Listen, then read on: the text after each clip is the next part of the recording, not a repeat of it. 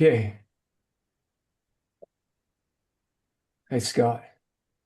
Hey, Scott Jeremy. Live from Joey's Legacy. Good to see you. Good to see you. Joining. Pretty good.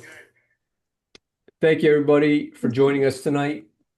Uh, with us is Courtney Wennerstrom, certified pet loss grief specialist. And Courtney and I have been doing some work together since, since we lost Maisie a year ago tonight. But and tonight is not about me talking to you about the law.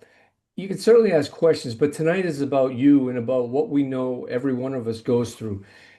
At Boston Dog Warriors, we get 1,000 calls a year, and probably 500 of them involve somebody who lost a pet or whose pet was injured.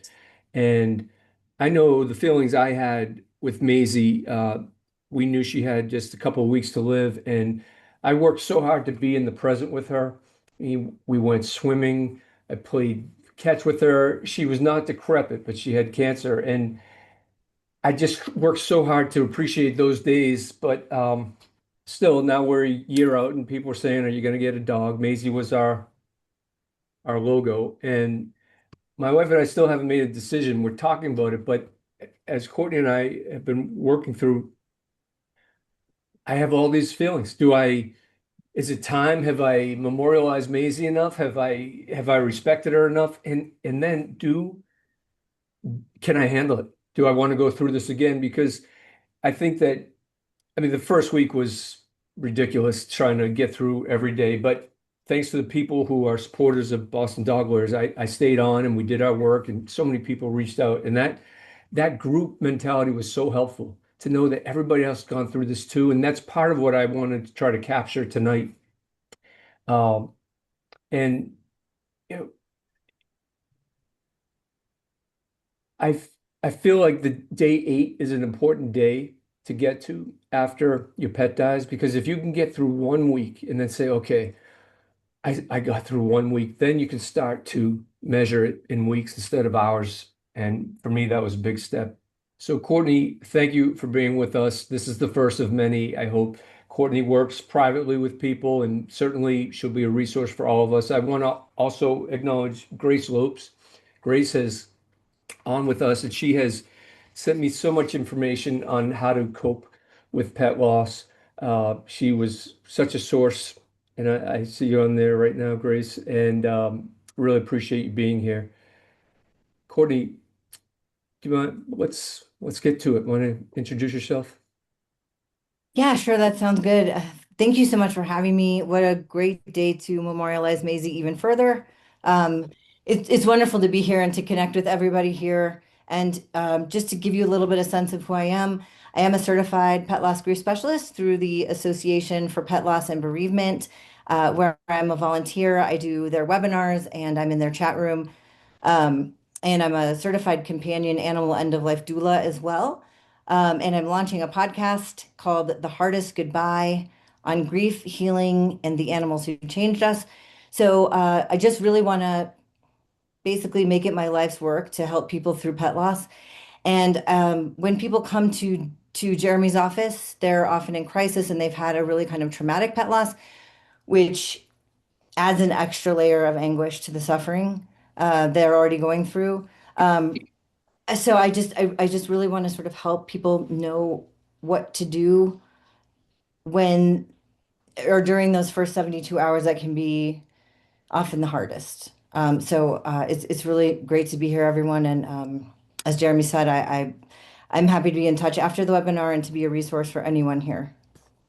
Thanks, Courtney. And with us also is Liz Govero. Liz helps us run all of our social media events. And at least to start with, Liz, can you sort of kick it off with some questions you might have received?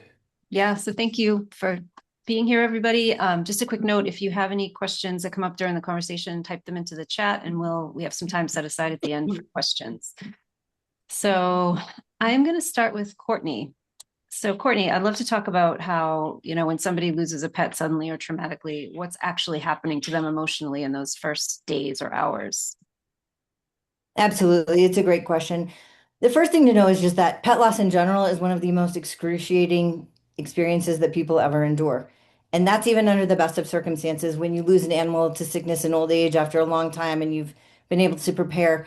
So if it happens suddenly or traumatically, as I mentioned, it's an extra added layer of suffering. And the nervous system really kind of goes into an emergency mode, right? And so it leaves people really disoriented, overwhelmed, and unable to fully process what has happened. Like your pet was just here and now they're gone. And you can hardly even make sense of that. And that kind of a rupture doesn't just hurt, it really destabilizes your entire sense of reality and even your entire sense of self. So Dr. Wallace Seif, who is the founder of the Association for Pet Loss and Bereavement, he's a psychologist and a leading authority on pet loss. He always says that even losing a pet to old age forces us to radically revise our daily routines and habits and patterns, and our entire way of living is suddenly turned upside down.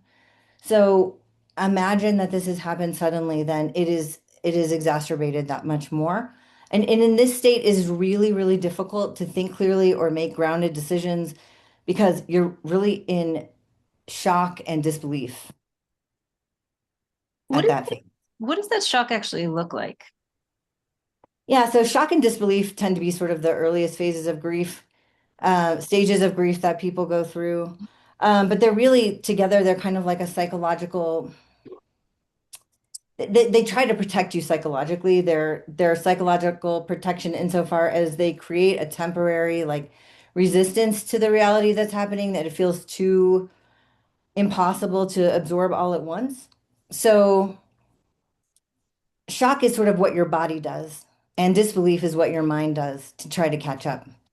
Um, so in this state, like I said, it can be, you can find yourself being completely incapable of functioning in the most basic way. It can be really hard to, your sleep will fracture. You will be incapable of eating. You might not be able to drink anything. You know, a lot of times we focus on right now, you just need to hydrate maybe with some electrolytes. It can be almost difficult to breathe.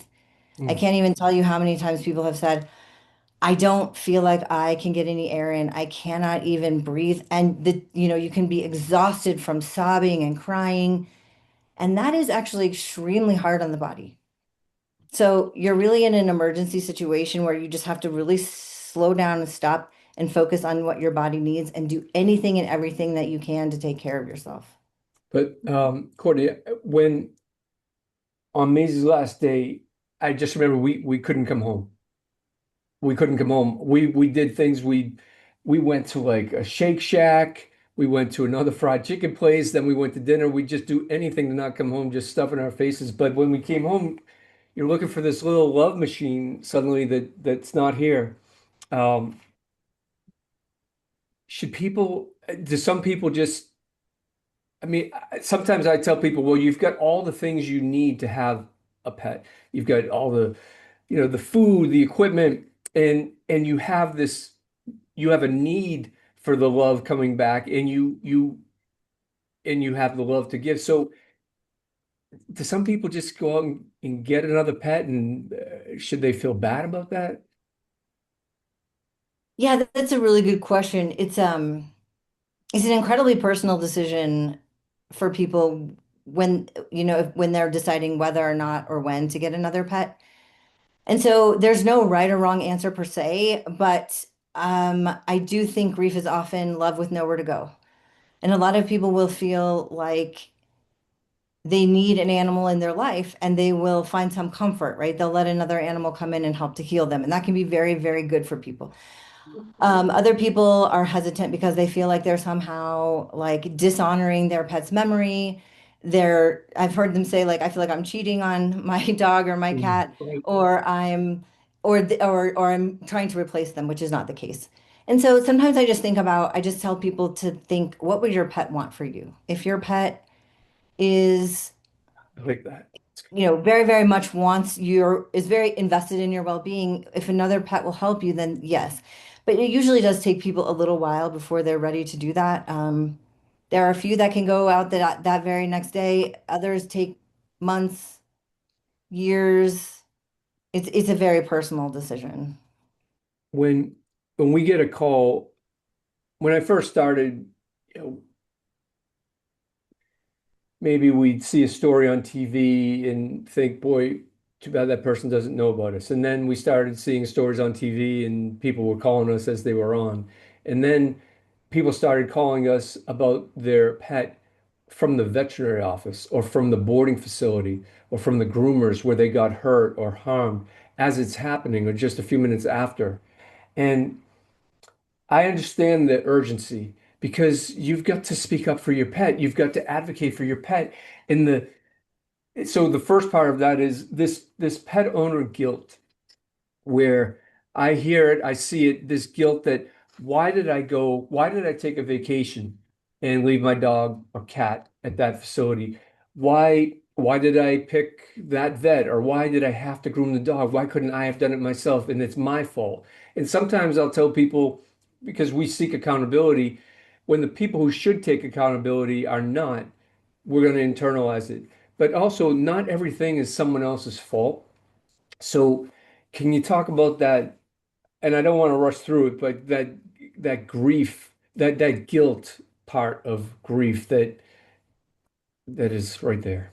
Absolutely. I think, well, first of all, I don't know a single pet parent who has lost a pet who has not felt guilty under any circumstance. As we were talking about before, even under the most ideal of circumstances for pet loss, losing a pet to old age and sickness and having to make a euthanasia decision, they will be absolutely racked with guilt.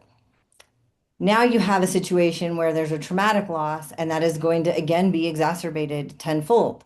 And the brain, our minds like to try to bring order to an otherwise chaotic and completely impossible to believe situation. And so we start looking for answers. And so people will very often spin in circles of what if I had done X? What if I had done Y? I should have known this, I should have known that. And they're judging this themselves often very harshly through hindsight, which isn't very forgiving, right? In hindsight, of course, it makes sense we shouldn't have done these things. But in general, like most of the time, they feel guilt, but actually it's not necessarily that the mind is trying to find the truth because they may have no reason to feel guilty. Like it's a normal thing to leave your pet at a groomer. It's a normal thing to leave your pet at a facility, right? Like people do that all the time. Um, but because the world feels so that moment feels so chaotic, it's almost a way to regain control. Yeah. Because the problem is if random, horrible, scary things happen, then that means the universe or the world is just random and scary. But if we can find somewhere to put the blame, even if it's on ourselves, then suddenly we could and should have done something different. But the problem is you can really spin yourself into a cycle. And a lot of times we talk about merited versus unmerited grief, and merited grief would or guilt, sorry, merited versus unmerited guilt. And merited guilt would be like, let's say you accidentally left the gate open and your dog got out and was injured. You did have something to do with it, even though, of course, you have to learn to forgive yourself. Then there's the unmerited kind where something happened and there you really didn't have any control. And the problem is with hindsight in that way, we almost think that we should have been omniscient, right? Like, how would we have known the thing we could never have known? We So, impart we that's impart one of the things. this special power to us that we don't have, right? And suddenly we're smarter than the vet, we're smarter than everybody else because you think a lot of people tell me, I wish I spoke up more. I know my pet, the vet didn't. And if I had just said, I should have been more, I should have been louder, I should have been more argumentative, I should have gone in there and told them exactly, but they heard you. They have the tests. They know it's easy to say after, but you said you have to learn how to forgive yourself. But I don't know if you can do that by yourself. It's hard. I mean, I definitely think I think pet loss requires a lot of support. That's why I'm here and so many other people on this call are here, why you're here. But I do think that there are cognitive behavioral therapy things you can do on your own to help you think through that. And one of them is really simple. It's just, would you tell anybody else what you're telling yourself if you had a really good friend who was in a similar circumstance? Would you say, well, you should have done all of these things and you didn't do anything right? Like, no, of course not, right? And the other thing you can try to do is imagine what your pet might have said. Because again, they're not going to be so critical of you as you are.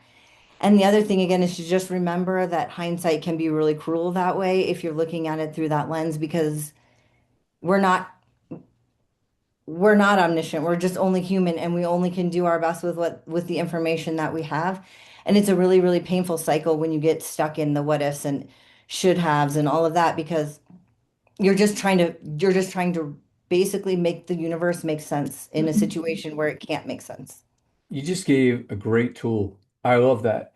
Would you tell your friend, if they were the pet owner, what you're telling yourself and try to be just as nice to yourself? That's a great tool. Um, Another thing we see in is anger, which so it's anger, it's fury. Some people call me and say, I know where the vet lives. I want to go there right now. Yeah, I want to kill them. I want to kill their dog. I want to fight them. I want to see them face to face.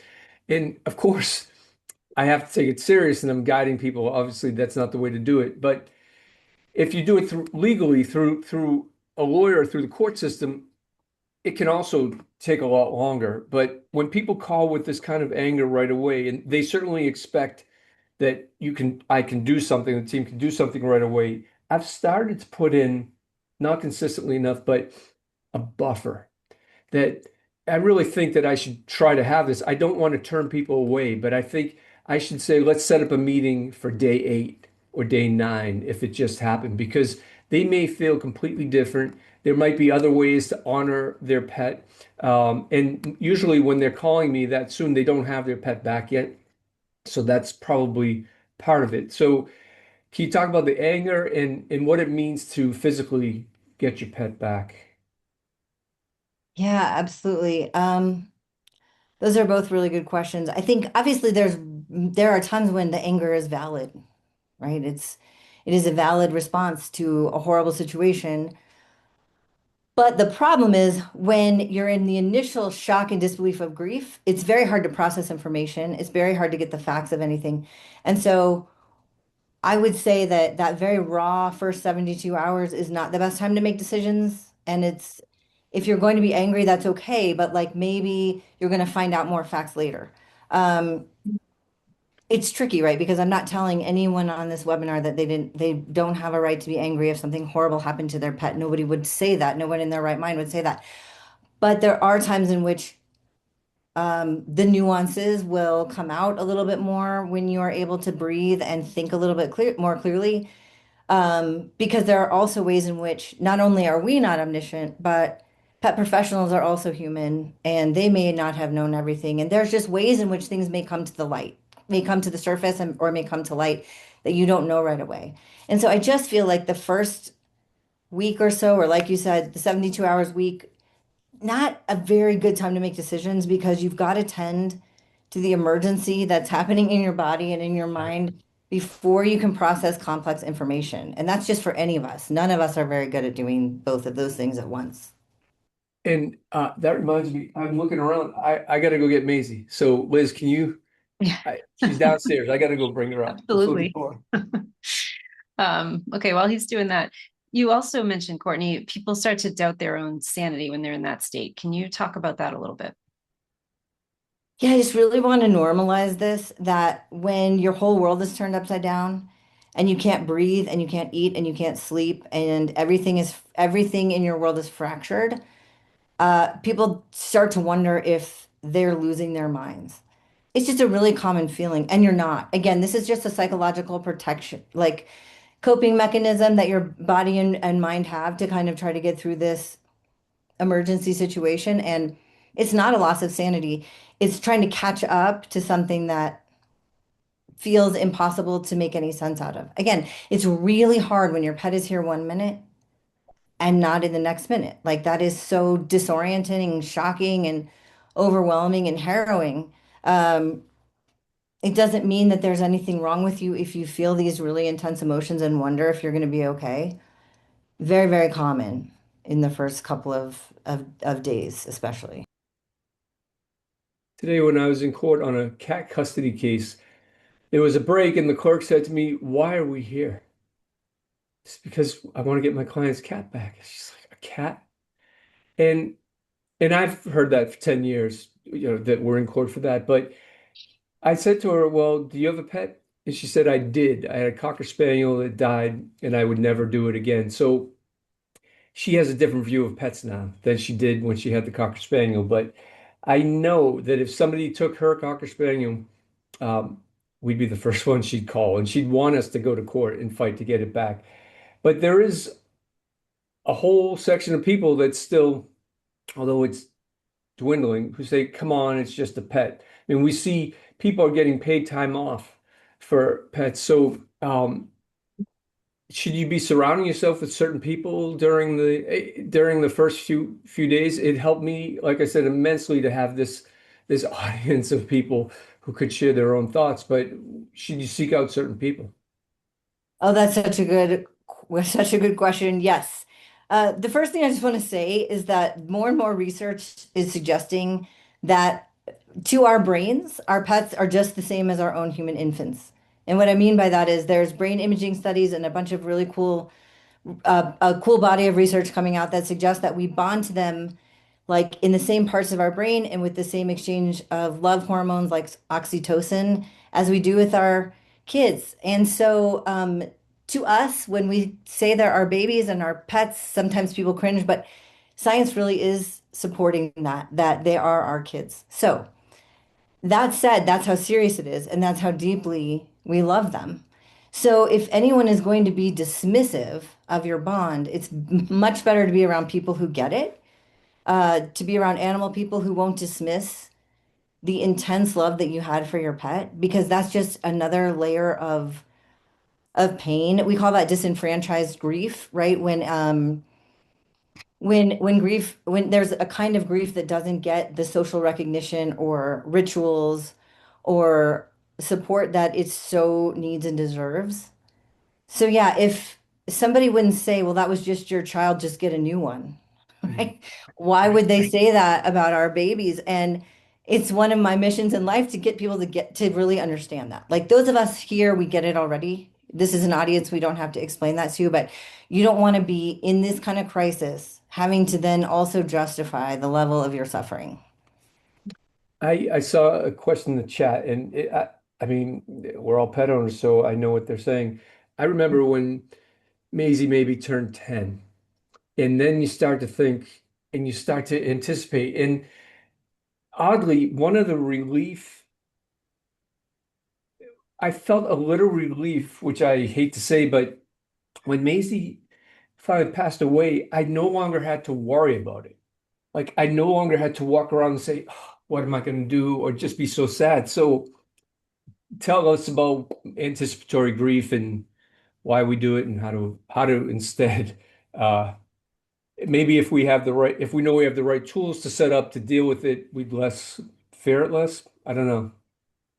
Yeah, anticipatory grief is or bereavement is a very tricky in between space. It requires a lot of attention in and of itself because it is it's so emotionally draining. There are so many ups and downs. You're having to make really difficult decisions during a time when you're already mourning or already, you're already grieving.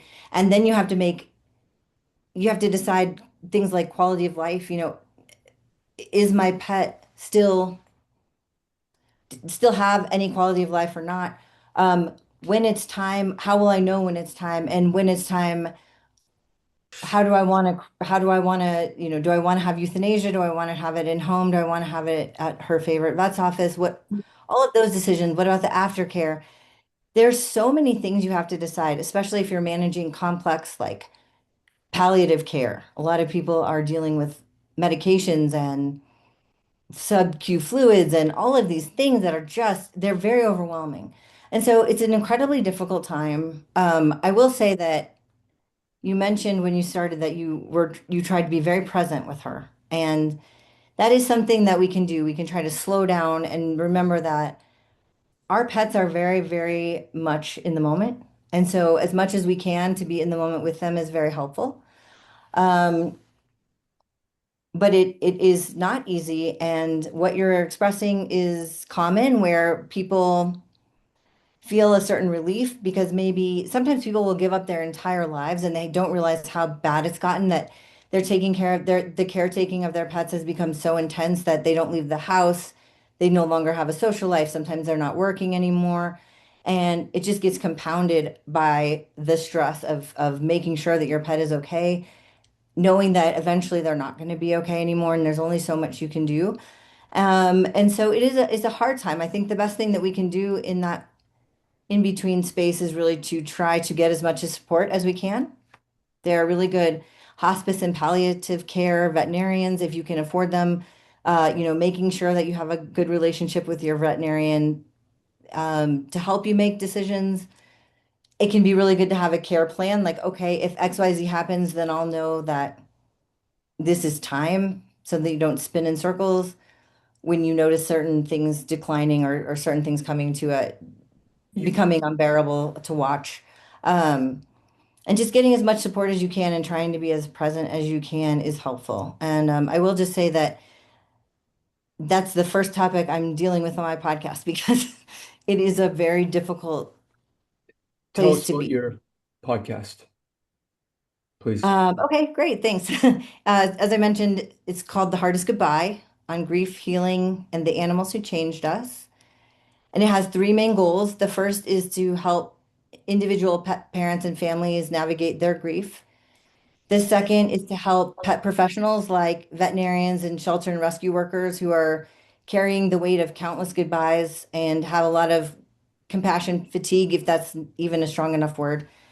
And the third thing that I'm hoping it can do is to help us take all of our collective pain and transmute it into beauty, connection, and community by helping shelter animals. So one of the things that I can't reconcile as a pet loss grief specialist is watching so many animals in shelters who are perfect and beautiful and amazing not make it out. And it's so senseless. And so I just really want to try to do anything I can to say, listen, hey, we can actually take our pain and do something beautiful with it. And that's a great way to memorialize our babies. And How would we find the podcast? well, it will hopefully be launched on June 1st, and Okay. it will be the hardest goodbye podcast.com.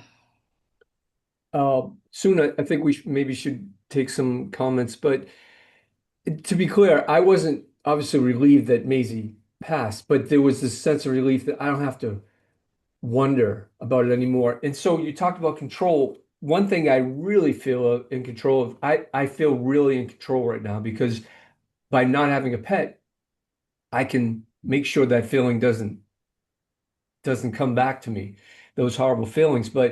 Um, but I know that's not right. But you know, I mean, you've had to deal with that, right? People that, all right, at least right now, I don't have to deal with the pain. But how would you convince me that the pleasure's so much, and we know it, I know it intellectually, but pleasure's so much more valuable than the pain. Yeah, I mean, they always say grief is love with nowhere to go, and it can go to another pet, and there are so many pets who need love, and they can help heal you if you're ready, right? That can be a really good way to heal. But just to reiterate what you're saying, it's not that you're saying like I know that it was horrible to lose her, but I just want to say that the relief is real only because we even have caregiver assessments for quality of life. So like when you're in anticipatory bereavement and you're trying to make decisions for your pets, there are assessments both for your pet's quality of life as well as for your quality of life because it gets to a point where it can be really, really difficult. And it can become overwhelming for the caregiver, and that is a real thing as well. But yeah, to answer your question, I think for me, I've been able to pour my love into other animals and they helped heal me. I love it when people can do that. I also respect it when people just can't. So this was a great therapy session for me. Thank you. Thank you so much. But I was really trying to capture, because I'm sure everybody on here has gone through all this before. Um, and we should continue to talk about this, but periodically, Liz, maybe we take a comment and deal with it. But what I don't want to do, and we have some nights where we do ask the lawyer, and you can come on and you can tell me all about your case. We're happy to, I think, maybe hear about some pain or try to help you process it in the couple minutes we'd have, but I don't I don't really want to talk legal tonight about cases and how would I go about suing this person. Tonight is it's just not about that. I'm happy to help you offline or at another Ask the Lawyer, but this is really about, pet loss. So, Liz, if you see any comments or questions, Yeah, Yeah, we can always turn it to the audience if you would like. we do have a question. In your experience, how does pet loss, grief, and bereavement vary by age, and specifically how to best support older adults grieving for their pets? That's such a good question. There are special populations for whom grief is uh, even harder. So for people who are older, they may not be able, for one thing, they may not be able to get another pet. And so they may be losing their pet and then mourning and grieving the opportunity to get another pet. And their pet may be tied, like the last tie they had to a spouse or a sibling or a loved one. And so that can be really, really hard for people as well. So I love your question about how to support them. I think spending time with them, taking them to do things, maybe getting them around other people's pets if possible, if that brings them joy. There's a lot of organizations like Pet Partners who have therapy, animal therapy teams that go to hospitals and care facilities and things like that to bring animals. But anything we can do to help them not be so alienated and isolated. And then they are certainly welcome to come to a grief specialist like me or any of my colleagues. It's a really beautiful question. But yes, the elderly, people with service animals, like losing their pets is it can be even harder, right? Especially if like that animal is tied to their independence and ability to be independent, mobile. It's a really good question. Thank you for that. Denise has a question. Denise, do you want to come through and ask your question?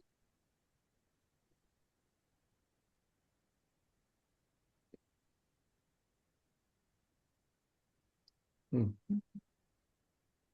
Denise? Well, while we wait for potentially for Denise, I know that some people want to turn to the very people who they trusted to care for their pet. And um, Chris, you bring up something too about fighting those people, but so often those people they're instructed to turn their back on us. So the vet may not have done anything wrong. And I can tell you, if we get 100 cases about allegations that a vet did something wrong, we have a panel of independent vets we send that to. Maybe it's two or three that failed to meet the minimum standard of care. It's pretty low. But because they turned their back on us, we think they're hiding something. They welcomed us in by telling us how much they cared for our pet and like family, and then suddenly they're not talking to us. But I can tell you, now that I understand it, that is their insurance companies and their defense attorneys. There's one major insurance company that insures most of the vets, and they are told, do not say a word. So now you have a grieving pet owner, and you're not even allowed to comfort them. And I know that's why a lot of people call me because they're mad at the vet, but the vet is under strict instructions, and we're trying to change that dynamic on how to say you're sorry or embrace as a professional, embrace the pet owner without feeling like you admitted guilt or you somehow compromised a litigation case or something, that you're still a human being. And I know that affects vets too, not being able to share that emotion. So that's something that just because that process has been going on for so long, it's going to be tougher to change. But it's not that they don't care. That's a good point. Denise, are you able to come through and ask your question? Yep. Can you hear me now? Yes. Okay. Sorry. My apologies, everybody. So I was wondering a little bit about Courtney's work as a doula. Kind of how does she approach it, and, what can the pet owner expect, and maybe a little bit about how you can get certified and things like that. Absolutely, great question. I was certified through the University of Vermont's continuing education program. Hang on one second. Can you just explain what a doula is? Yes, so a death doula or a companion animal end-of-life doula is somebody who's really there to help you through any stage of the grief process, to include maybe getting a terminal diagnosis, all the way through the actual euthanasia, and even potentially after the fact. So it's somebody who can help you make those really difficult decisions. It's someone who can come into your home and assess what kinds of changes you can make to your environment to help protect your senior pets. So like maybe they can't jump anymore and maybe they need a ramp, or maybe they're going to fall down the stairs and they need a baby gate. There's all these different things they can do to sort of help assess your environment. They can advocate for you with you on behalf of your veterinarian if you're, then go with you to vet appointments, say. If it's just overwhelming, sometimes when we're really upset, we were talking about that earlier, it's hard to absorb any information, and you maybe are getting a lot at once. They can help you find resources. They can be with you at the euthanasia as well. So it's really a person to support you through the entire process of losing your pet. That's a great question. I've never asked you what a pet doula is, so that's why that's amazing. I didn't know such a role exists. That's great. I was very excited when I found out about it myself. I was like, oh, I didn't know there was a certification in that, and I thought it was really cool. So Um, what else, Liz?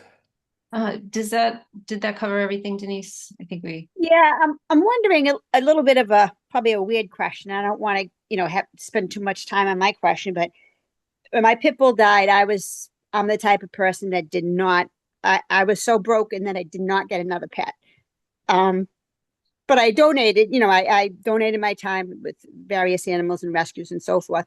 But I am involved with the dog that I met in the woods when she was a puppy, and legally she's not my dog, but she's kind of my dog. She's chosen me as her person, and she's got a huge lump on her throat.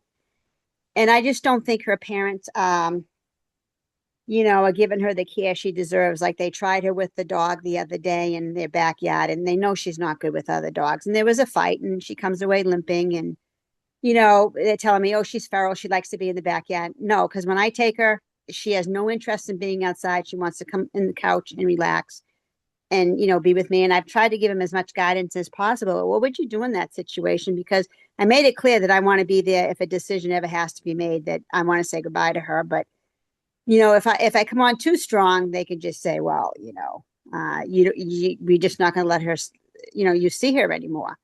So I didn't know if you had any suggestions for that, but she definitely needs vet care, and she's not getting it, so I don't know.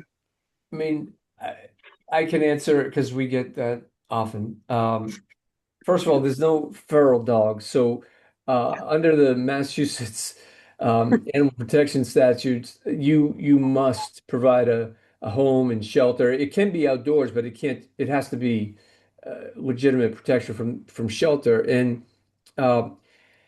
this is, so some people say, well, can I just take the dog? But it sounds like the dog was close by anyway. But if you were to contact animal control, is not going necessarily to help you. It's not really an animal control issue, but if they need care and they're not getting it, that potentially could be a violation of the laws that protect our pets. So you could call here, I would call the MSPCA law enforcement, and it's pretty easy to make a claim. But the problem is they may take the dog and they may get it its help, but the person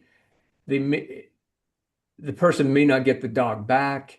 They might be charged with a felony, because in Massachusetts, it's a felony if you neglect your dog, if you leave it in the car too long, or in certain weather, it's a felony. So I, that puts you in a really bad spot, because you love this animal, you care about it, and it breaks your heart that these others aren't doing anything about it. Yeah, I'll keep an eye on her, and if It's I not notice good that advice. if I notice she's getting to the point where her breathing's labored, I will just take her to the vet myself. And, I like I said, I don't want anybody getting in any trouble, but I'm not going to let her suffer. That's the thing. But thank you. I don't want to waste any more time. Thank you for your information. Thanks for joining us. Denise. All right, we have a question about if it's normal for grief to last for many months. Oh my gosh, it is so normal for grief to last for many months, for years. Again, think about it. This is your basically your kid, your child. And so I have people in my chat room who've been coming for months and months and months and months, and I have grieved my own animals for years. I think what you need to be worried about is if it's becoming like we worry about acute depression. We worry if you can't, if you are unable to function. There are times when you might want to see a licensed clinical psychologist if your grief is overwhelming and preventing you from working or having any kind of a social life or anything. But yes, it's very normal and very healthy. I just want to reiterate that there are a lot of resources out there to help you. There are very practical and wonderful things you can do to help transmute your pain into beauty, memorialization, and other things like that that can really make a difference. But yes, it is completely normal. I'm reading one in the chat and just yeah, the pet was 18, which is pretty cool. If I could just got Maisie to 13, I would have been thrilled. But and it just talks about he was my life. I once thought it would be the end of my life without him, but been numb, focusing on the huge corporation that holds the hospital, that owns the hospital. And that whole idea of like that's my life is over as a human when this happens. What how do you bring us out of that?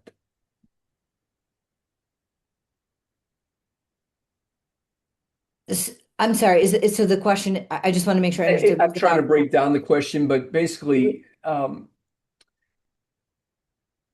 how to still remember you're still important, maybe even though you're not caring for your pet anymore, or you don't have someone to be responsible for, that you're still needed, um, that this isn't an end, and yeah, maybe it's the beginning of something else.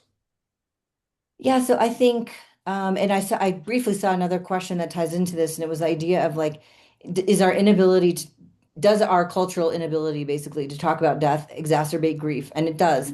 And those two things kind of go together for me because what we hear most often are things like, it's time to move on. You know, the dismissive, disenfranchised grief we were talking about earlier. It's just a pet, it's just a dog, it's just a cat. It's time to move on. You've cried long enough. Um, because we're not good at death in our culture at all. And the truth is, we don't move on from these relationships that are basically have shaped our identity at the core of who we are. Like I always say, I carry my animals in my cells. I mean, they're part of who I am. And so what we do is we have to learn how to carry them with us. So if you've lost a pet, you're still their parent or however you want to think about them. They still belong to you and you still belong to them. So now the question is, how can you take that pain as an energy, right? How do you take it? And I don't mean this in like a woo-woo way, but like, how do you take it and do something meaningful and beautiful with it? And it's a good question. It's something that I would throw to anyone who, or just throw out to anyone who's coming to you for legal advice, Jeremy, too, which is how do you stay close to your pet? And what is the best way to do that? They are all love and light. So for me anyway, my best way is to throw myself into things that bring more love and light into the world because that's how we stay close to them, the closest we can. Um,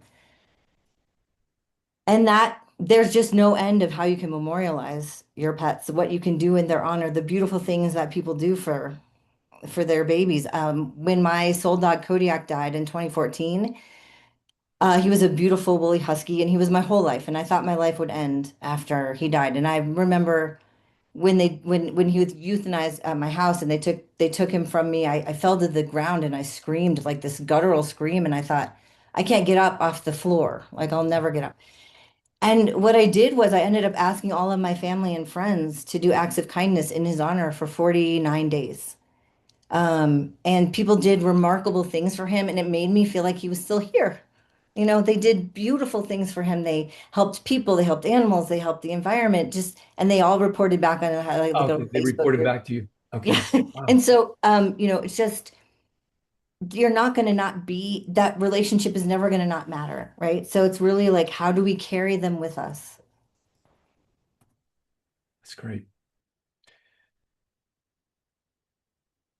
Um, Deborah Hamilton is with us, and Deborah, she's a lawyer, she's a mediator, she's just very prevalent in the dog world, and she's somebody that a lot of us look up to. And she's had some comments, but I'm certain there's something Deborah would like to say. So, Deborah, please feel free to take the microphone.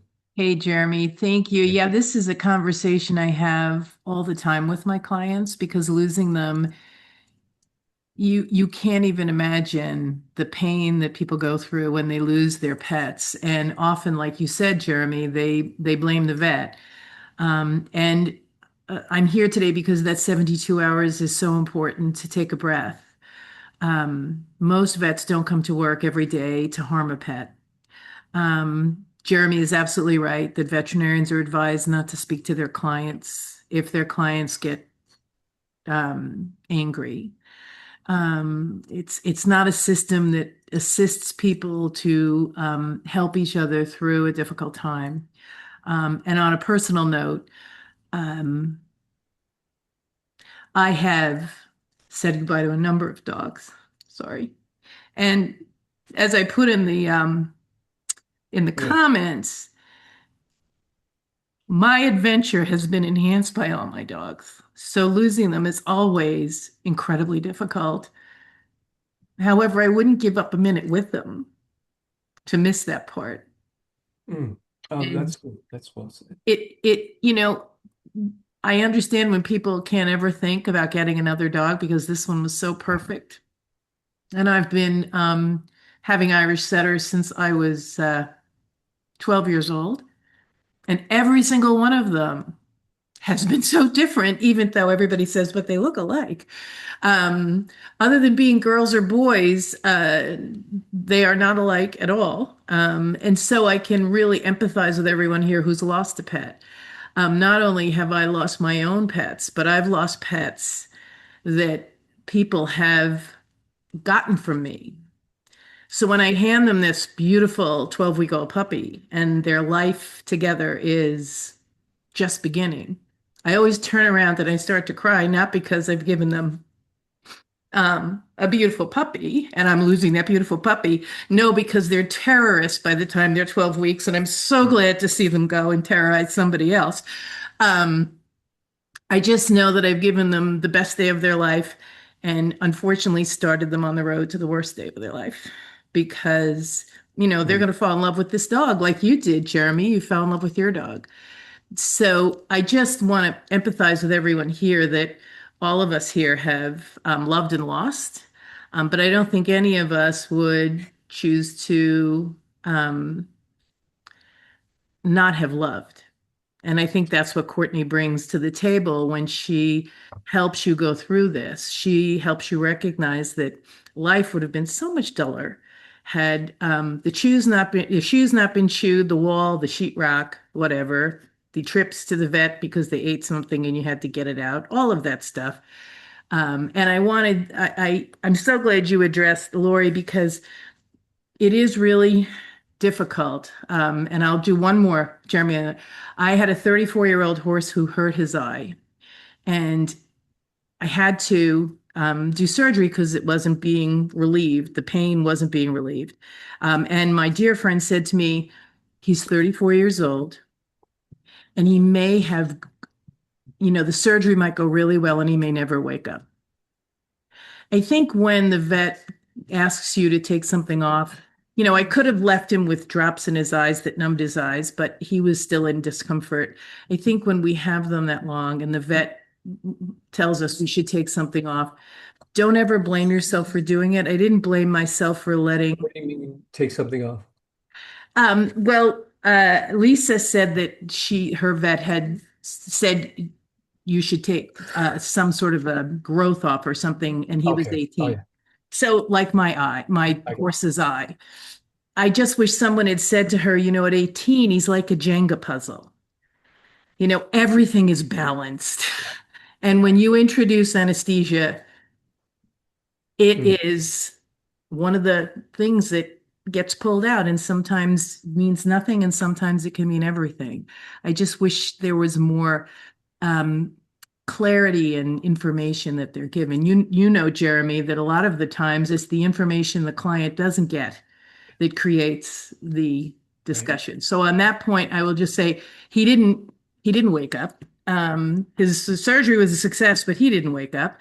And did I feel really horrible? I did, but I knew that I couldn't leave him in pain either. So that's, it's a choice you have to make. So I'll go back into my box. Thank you. Thank you for sharing that and sharing your wisdom. Liz, do you see anybody else who wants to? Yeah. Lisa actually has her hand raised. Lisa, I don't know if you have an additional question or would like to say anything else. Maybe she doesn't anymore. Okay, so- can you hear me? Yes. Okay, yes, I'm the one that had the 18-year-old pit bull that was supposed to just have a local done to remove one little growth the doctor was worried about when I picked him up. She removed all these other things on him, and I've been going her for 15 years. She put him on general anesthesia, 18-year-old dog with kidney issues. 4 days, he lay here, no food, no water. And I euthanized him. She wanted me to wait 2 days. Sure, it's like animal cruelty. But I don't know why. I mean, this dog was my life. I used to think I would have to kill myself after he died, but I'm like numb. I'm numb. I haven't even cried over him. And and he was my life. Now, I don't want to really be around people in the world, I don't really care what I look like. And I've been spending a lot of time, whatever, with this corporation that owns the vet, which is like the new thing out there, you don't even know they own it. But so I have been spending a lot of time trying to send, package to like the way corporate people. They did a peer review, the vet didn't do anything wrong. You don't change a surgery with no consent and put a dog like that at highest risk. So I don't know what happened, but the thing is, I'm numb. So one I'm thing numb. seems like, and Courtney, you can jump in, but she's still searching for answers. And she's putting in No, effort to I get have those the answers. answers. So I have the answers. No vet anywhere in a third world country would have put the 18-year-old with kidney issues under anesthesia. I don't know what happened to her. sometimes bad things happen, and it sounds like there might be someone to blame here, but the blame and what you do with that blame is another is another Zoom meeting. But you're probably deriving something favorable from at least pursuing it and advocating Yes. for your dog. There's probably a good use of your energy there. And a lot of people who come to me say, my dog's gone. I want to do this so that it doesn't happen again to pet owners. Right. And they're also the same people who say to me, and money's no object. But I know money is an object, and it's not about getting money, but we do have power as pet owners, or maybe as pet lawyers, to make change in some of these places, to get them to put up a new policy. Maybe it's at a boarding facility, and maybe it's at a groomer about just if they made an error. We had a case where the groomer had on this diamond and kept it on, and it ended up slicing the stomach of a dog. So how about that grooming facility put up in honor of the dog's name, like from now on, here's a new protocol, Maisie's protocol, take your wedding rings off and your engagement rings off before you groom. Things like that in honor of your pet can be helpful too, especially if you know that you're helping somebody else. And I will tell you that the clients who do come to us, and have a legitimate case, they are doing it to push the law further and further. We move in inches, not in feet, not in yards in pet law, but the courage of clients to come forward and to pursue it. You're making it so much better for people that you will never know, and for pets that might not even be born yet. But we're seeing improvement in how people treat our pets, the people we trust with them. Deborah says, so important to share the changes made in honor of your pet. Liz, how can we be a resource? Where are we going to put this? Put absolutely. this recording, things like that. Yeah, we're going to send the replay out to everyone who registered. We're also going to post it on our YouTube channel. And you can find so Courtney already did a guest blog for us at bostondoglawyers.com. There'll be more to come, more resources from Courtney. This is not a one-time partnership. We're going to be continuing to work with her. So there'll be more resources available as the year goes on. And with such a fascinating background, you got to just tell us a little bit about it, your background, the books. Me? Oh, Yeah. thank you. Please. I'm a mystery author, so I write mysteries. Most of them involve animals. The animals do not solve the mysteries, but they're sidekicks. So I have a cat cafe mystery series where a lot of murders happen on a small island affiliated with a cat cafe. So, yeah. They're good. They're interesting. Good read. Thank you. Thank you, Courtney. How can people find you? Yeah, absolutely. So yeah, thank you for having me. I'm here for anyone who needs anything. Lisa, I'm really sorry about what happened to you, and I know feeling numb can feel strange.